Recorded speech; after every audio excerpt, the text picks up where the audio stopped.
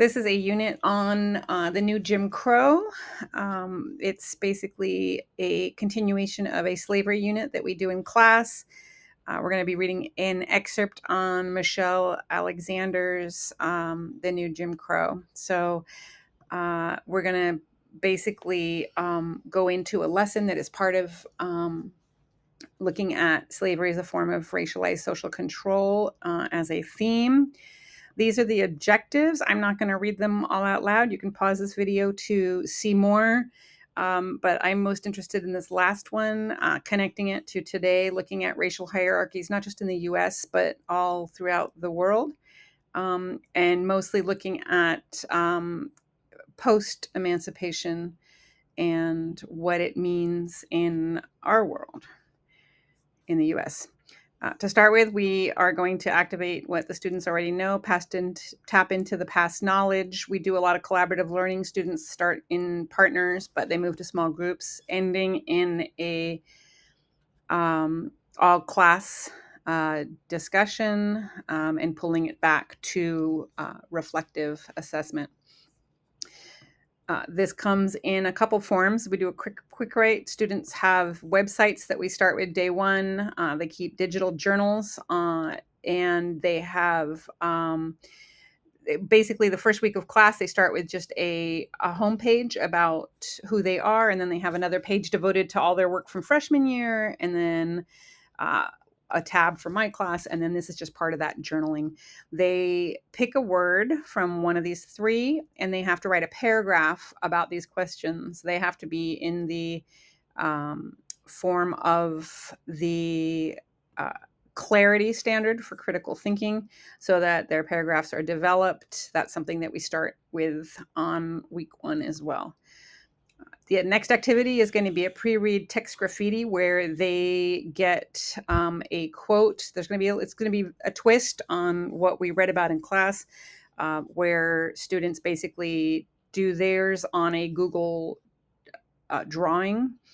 So with that list of quotes, they get assigned one. They don't know what the quote's going to be. They animate it on a poster. They have to write the quote at the top or copy it on the top, but then they animate it in a variety of different ways, leading to the discussion where they give feedback on each other's posters. So when they are done and they've gone around, this is being submitted in a Schoology discussion format, so they can respond to each other's products.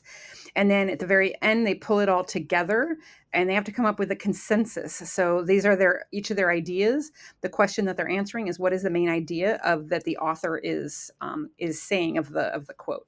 What do they think with all of that they did as well, and all the other kids in class? What is the consensus? The group has to come up with one answer there. This is the article that we will read. It's from chapter 1. The Rebirth of Caste. As they read it for the first time, they are going to use the symbols. I really like this. I hadn't seen this yet, using different symbols as they annotate. We talk a lot in class about active annotating. They will use symbols. How am I doing on time? And then these are strategies that we've used throughout, basically boxing the main idea, underline supporting details as evidence, circle any familiar word. So this should be extremely marked up after they read this. Then it's okay. This is then the next thing we do through the second reading is they have to kind of highlight as they go through, and students can respond and collaborate in small groups on that document. This is how this is sort of now developing their learning and demonstrating it through a series of choices according to the UDL framework.